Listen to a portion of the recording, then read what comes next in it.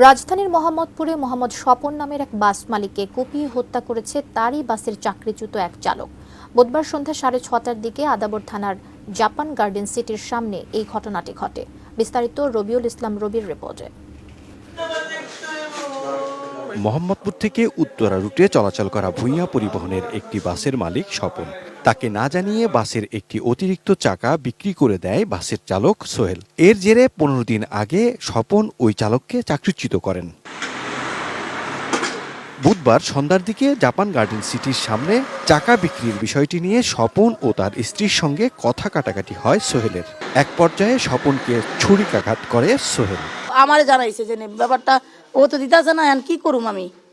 পরে আমি আচ্ছা চলো স্টানে যাই, আমি লোকজন নিয়ে যাবো, বিচার বহাম এই জায়গায়।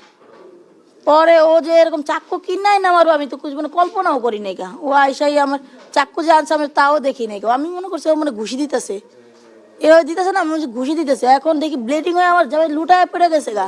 স্বপনকে হাসপাতালে নেয়ার পর চিকিৎসকরা তাকে মৃত ঘোষণা করেন।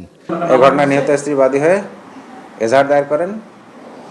মামলা নেওয়া হয়েছে, আসামি গ্রেপ্তার প্রক্রিয়া চলছে। নিহত স্বপনের বাড়ি শরীয়তপুর।